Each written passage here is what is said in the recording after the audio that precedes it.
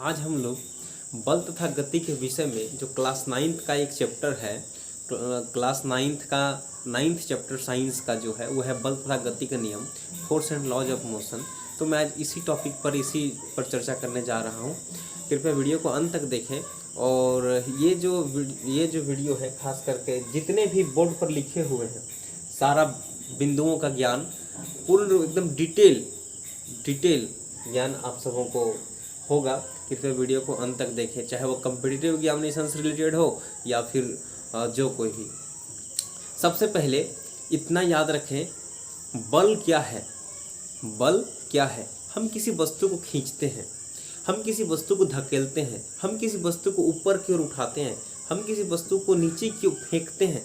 सब चीज़ में हमेशा याद रखिएगा एक भौतिक राशि जिसको हम लोग बोलते हैं बल। इसी के कारण हम लोग सब कुछ कर पाते हैं। अगर हमारे पास बल नहीं है तो हम किसी भी कार्य को करने में सक्षम नहीं हो पाते। तो इसीलिए हमेशा याद रखें, बल क्या है।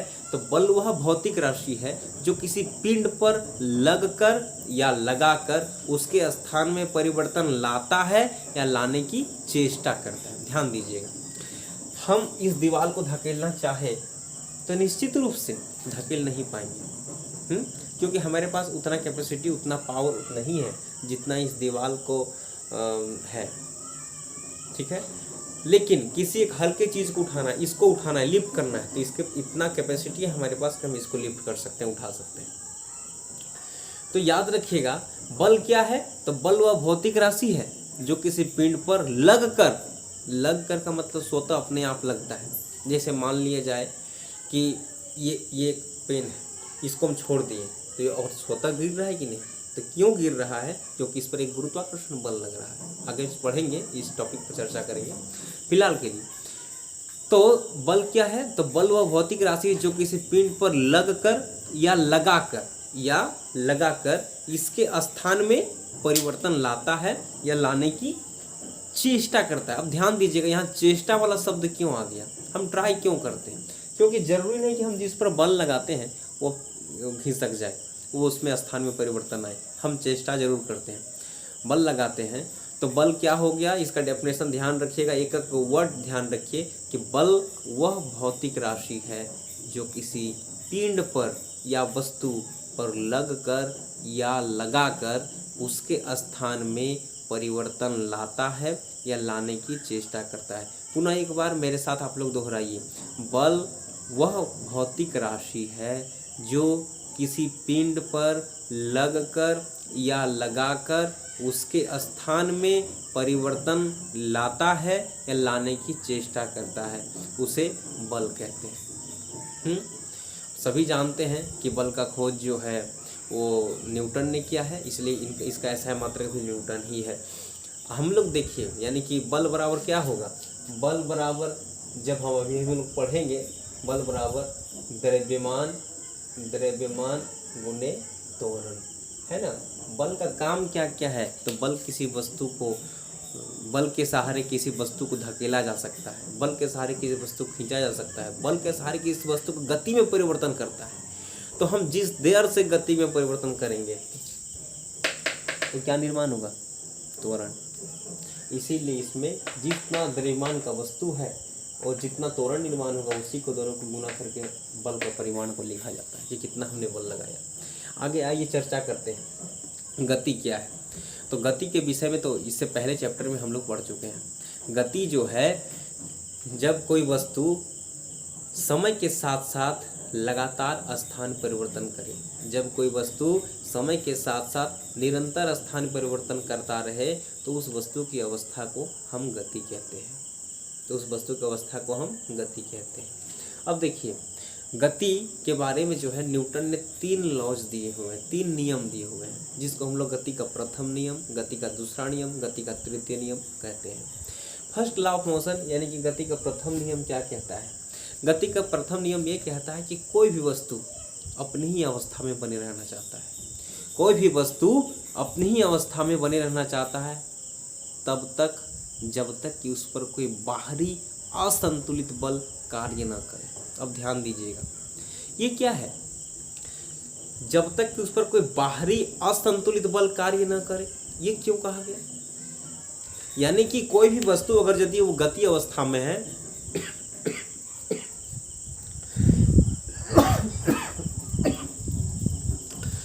अगर वो गति अवस्था में है तो वो गति ही अवस्था में बने रहना चाहता है, या फिर अगर स्थिर है तो वो स्थिर ही अवस्था में बने रहना चाहता है। लेकिन वो कब तक बना ऐसा रहना चाहेगा? तो जब तक उस पर कोई फोर्स न लगे, कोई बल न लगे, कोई बाहरी बल जब तक नहीं लगेगा तब तक उसको कुछ नहीं बिगाड़ पाएगा। उसका न स्थान में परिवर्तन हो पाएगा, न उसका गति में परिवर्तन हो पाएगा। तो इसीलिए क्या कहा गया कि कोई भी वस्तु वो अपनी ही अवस्था में बने रहना चाहता है जब तक कि उस पर कोई बाहरी असंतुलित बल कार्य न करे। ये हुआ गति का प्रथम नियम। पुनः एक बार रिपीट कर देना चाहते हैं, मेरे साथ आप लोग भी दोहराइए कि कोई भी वस्तु अपनी ही अवस्था में बने रहना चाहता है जब तक कि उस पर कोई बाहरी असंतुलित बल कार्य न करे। इसको हम लोग गति का प्रथम नियम कहते हैं। अब देखिए इससे क्या उभर करके आता है, इससे ये पता चलता है यानी कि उस वस्तु की अवस्था में कब परिवर्तन लाता है, जब उस पर असंतुलित बल लगता है। कौन बल? असंतुलित बल। ध्यान रखिएगा, यहाँ इसका मतलब ये दिया बल क्या कर सकता है, तो बल उस वस्तु के गति में परिवर्तन ला सकता है, बल उस वस्तु की अवस्था में परिवर्तन ला सकता है।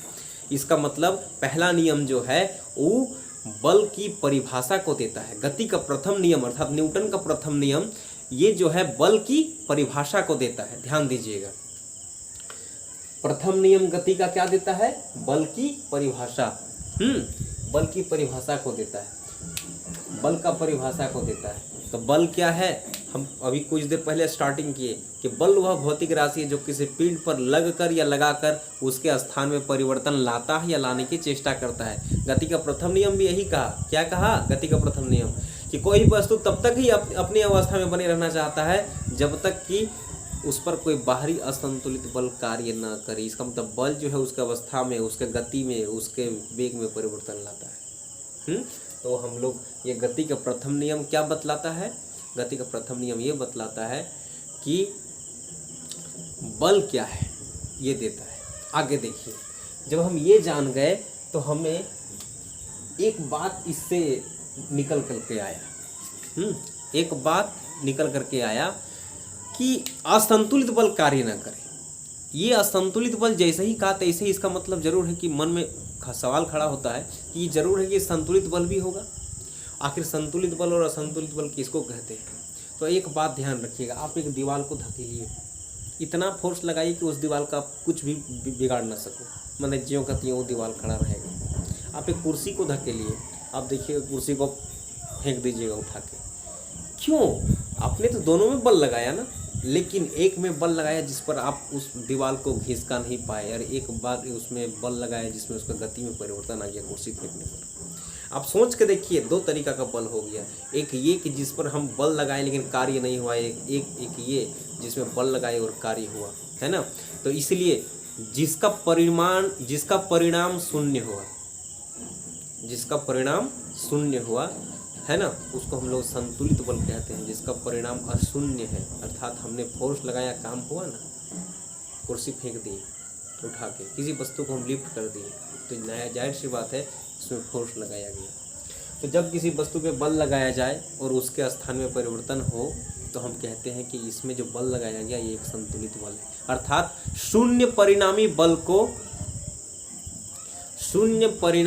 को संतुलित बल कहते हैं, जबकि अशून्य परिणामी बल को असंतुलित बल कहते हैं। अर्थात जिस वस्तु पर बल लगाए और उस वस्तु का विस्थापन बल की दिशा में हो तो हम कहते हैं कि उस पर कार्य हुआ, अर्थात ये जो है असंतुलित बल है ना। असंतुलित बल ही लगाने पर कार्य होता है, और संतुलित बल लगाने पर कोई फर्क उसका नहीं होता, इसलिए वो संतुलित यानी कि बैलेंस हो जाता है। तो हम लोग बल का प्रकार भी जान गए।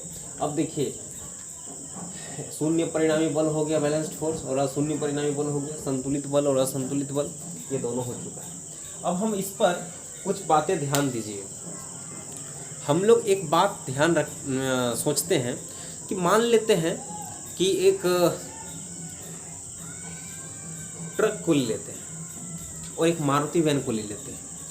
दोनों जो है एक समतल रोड पर, है ना, जो ढलान है उस पर दोनों को एक ही वेग से छोड़ देते हैं। आप अनुभव कीजिए कि कुछ क्षण के बाद कौन सा गाड़ी जो है वो तेज जाएगा। अनुभव कीजिए। आप एक 5 रुपये का सिक्का लीजिए और एक 1 रुपये का सिक्का लीजिए, दोनों को आप फेंकिए एक ही बल लगा करके, आप देखिए कौन ज़्यादा दूरी पर जाएगा। सोचिए। आप ये सब घर में प्रैक्टिकल कर सकते हैं कि एक भारी वस्तु एक हल्का वस्तु, दोनों में क्या अंतर है।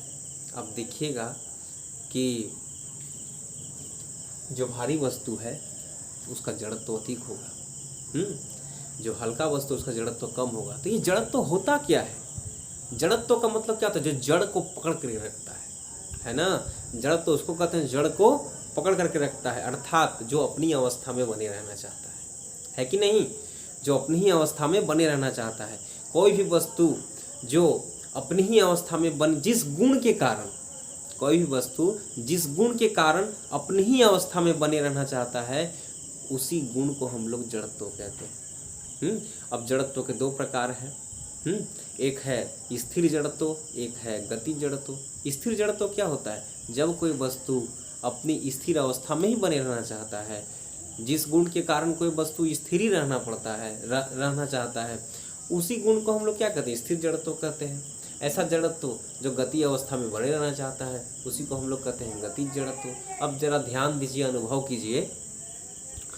जब हम इसी के कारण, तो उदाहरण लीजिए, हम ट्रेन में बैठे हुए हैं अपने सीट पर, ट्रेन रुकी हुई है अभी, ज्यों ही चलना प्रारंभ करता है, हम लोग पीछे की ओर, अगर जो ड्राइवर जिस दिशा में गाड़ी चल रही है, ट्रेन चलेगी, उसी दिशा में अगर यदि हम बैठे हुए हैं, तो जाहिर सी बात है कि हमें पीछे की ओर धक्का मिलेगा। ये क्यों हुआ? क्योंकि ट्रेन जब स्थिर है तो हम भी स्थिर रहना चाहते हैं, लेकिन ज्यों ही ट्रेन आगे की ओर जाना चाहता है, हम स्थिर रहना चाहते थे, इसीलिए हमें पीछे की ओर फोर्स लग गया और हम पीछे की ओर झुक गए। तो ये जो है स्थिर जड़त्व का उदाहरण है। अब देखे होंगे कि बस पर जब ऊपर में कोई सामान ऊपर में रखा जाता है, तो उसको रस्सी से कस करके बांधा जाता है। क्यों? क्योंकि जब तेज बस चलती है, आप अनुभव कीजिए, तेज बस के साथ साथ ऊपर में जो सामान रहता है वो भी उतना ही स्पीड धारण कर लेता है। ज्यों ही ब्रेक लगता है, बस तो स्थिर होना चाहता है, बस तो स्थिर हो रहा है, लेकिन ऊपर का सामान पर ब्रेक नहीं लग रहा है, ठीक है, जिसके कारण वो क्या होता है, अगर बंधा हुआ ठीक से नहीं रहे तो वो गिर जाएगा आगे की ओर। क्यों? क्योंकि वो गति स्थिति में था, वो गतिज अवस्था में था। तो गतिज जड़त्व का वो उदाहरण है कि बस पर जब हम कोई वस्तु को सामान बांध के रखते हैं, क्यों रखते हैं, ये गतिज जड़त्व का उदाहरण है। ध्यान दीजिएगा। आप देखिएगा कोई दरी, उस पर धूल झाड़ना है तो बहुत भारी रहता है, जिसके कारण उसको डंडा से पीटा जाता है। क्यों? क्योंकि वो धूल और दरी दोनों स्थिर अवस्था में होते हैं। जब दरी को पीटा जाता है तो वो ध्यान रखिएगा, वो धूल जो है, धूल का कण, वो स्थिर बने रहना चाहता है, जबकि जब हम पीटते हैं तो गति अवस्था में आ जाता है, तो इसी के कारण वो बाहर आ जाता है, स्थिर जड़त्व के कारण। अब आइए, जड़त्व हो गया, आगे आते हैं गति का दूसरा नियम।